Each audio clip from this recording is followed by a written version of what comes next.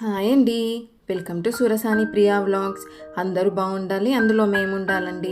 మీరు తమ్నెల్లో చూసింది కరెక్టే.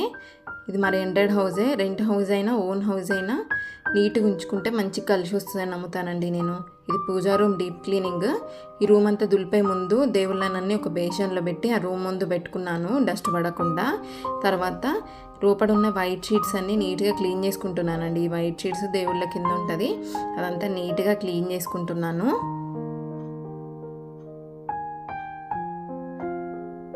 ఆ షీట్స్ అన్ని క్లీన్ చేయడం అయిపోయినాక కింద ఉన్న బండ అంతా నీట్గా క్లీన్ చేసుకుంటున్నానండి. తర్వాత కింద ఈ షెల్ఫ్లో నేను పసుపు కుంకుమ అన్నీ పెట్టుకుంటాను. అదంతా నీట్గా క్లీన్ చేసుకున్నాను. తర్వాత టైల్స్ తుడుస్తున్నానండి క్లాత్ తోటి. టైల్స్ బాగా మురికిగా అనిపిస్తే స్క్రబ్బర్ పెట్టి రుద్దుతాను. ఇప్పుడు అంతా నీట్గా ఉన్నాయి, అందుకనే ఏం స్క్రబ్బర్ పెట్టట్లేదు. ఈ డోర్స్ కూడా క్లీన్ చేసుకుంటున్నానండి క్లాత్ పెట్టి. తర్వాత రూమ్లో పడ్డ డస్ట్ అంతా ఒక క్లాత్ పెట్టి నీట్గా తుడుచుకుంటున్నాను. చీపిరి పెట్టద్దు అంటారు కదా, అందుకని క్లాత్ తోటే నీట్గా తుడుచుకుని చెత్త అంతా ఎత్తేసాను చేయితోటి. తర్వాత రూమ్లో షీట్స్ వేసుకుంటున్నానండి. క్లీనింగ్ అంతా అయిపోయింది, ఇప్పుడు షీట్స్ వేసుకున్నాను. దేవుడి ఫోటోలు ఎప్పుడైనా నేను ఒక బేషన్లో వాటర్ పెట్టుకొని నీట్గా తుడుస్తాను. ఇట్లాంటి ఫోటోలు అయితే నీట్గా తుడుస్తాను. విగ్రహాలు అయితే డైరెక్ట్ వాటరే పోసేసి మంచిగా నీట్గా కడుక్కుంటానండి. నీట్గా వాటర్ పోసి నీట్గా కడుక్కుంటున్నాను. నా దగ్గర సిల్వర్వి కూడా ఉన్నాయి, అవన్నీ ఫస్ట్ వాష్ చేసుకున్నాను వాటర్లో. అన్ని క్లీన్ చేసుకొని ఈ దేవుడి కోసమే యూజ్ చేసే క్లాత్ మీద పెట్టుకున్నాను. ఇప్పుడు నేను సిల్వర్ ఎట్లా క్లీన్ చేసుకుంటున్నానో చూపిస్తానండి. ఇది లిక్విడ్, సిల్వర్ క్లీన్ చేసే లిక్విడ్. ఇది నేను ట్యాగ్ చేస్తానండి కింద.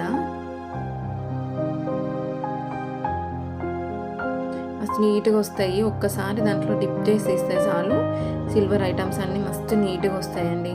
మీకు యూస్ఫుల్ అవుతుందేమో చూడండి. లిక్విడ్ కింద ట్యాగ్ చేస్తాను. లిక్విడ్ అన్నీ క్లీన్ చేయడం అయిపోయింది. సిల్వర్ అన్నీ నీట్గా వచ్చేస్తాయండి. ఎంత నీట్గా అంటే అంత నీట్గా వస్తాయి. ఉట్టిగా అందులో లిక్విడ్లో వేసి ఒక్క సెకండ్ ఉంచితే చాలు, సెకండ్ నుంచి తీయడమే, మస్తు నీట్గా వస్తాయి.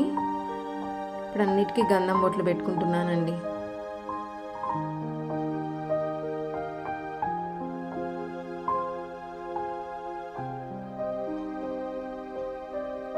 దేవుళ్ళన్నిటినీ పూజించడం అయిపోయింది. ఇప్పుడు ఫోటో ఫ్రేమ్స్ ఉన్నాయండి, ఒక 2-3 ఫోటో ఫ్రేమ్స్ ఉన్నాయి, వాటిని పూజిస్తున్నాను. ఈ చెక్క స్టూల్ అనేది మాకు షాప్లో ఉండేదండి. మా ఆయన తీసుకొచ్చారు ఇంటికి. దేనికైనా యూజ్ చేసుకోవాలంటే నేను ఇలా ఒక స్టూల్ లాగా యూజ్ చేస్తున్నాను దేవుళ్ళ కింద పెట్టడానికి. దీని మీద వేసిన క్లాత్ నేను కలశాల మీద పెట్టిన క్లాత్ అండి. ఇది వేస్ట్ చేయకుండా దాన్ని కట్ చేసి వీటి మీద దేవుళ్ళని ఉట్టిగా పెట్టద్దు అంటారు కాబట్టి ఆ బ్లౌజ్ పీస్ కట్ చేసుకొని అది వేసుకున్న తర్వాత విగ్రహాలన్నీ పెట్టుకుంటాను. పూజించుకోవడం అయిపోయింది, సర్దుకోవడం కూడా అయిపోయింది. తర్వాత కింద నేను యూజ్ చేసే డబ్బాలన్నీ నీట్గా క్లీన్ చేసుకొని పెట్టుకుంటున్నానండి. ఈ స్టీల్ డబ్బాలో నాకు కావాల్సిన దూది, ఒత్తులు, ఇంకా ఆర్తికర్పూరం బిళ్ళలు, ఎక్స్ట్రా సామాన్ అంతా స్టీల్ డబ్బాలో పెట్టుకుంటున్నాను. తర్వాత క్లీన్ చేసుకొని కింద కూడా అంతా సర్దుకున్నానండి.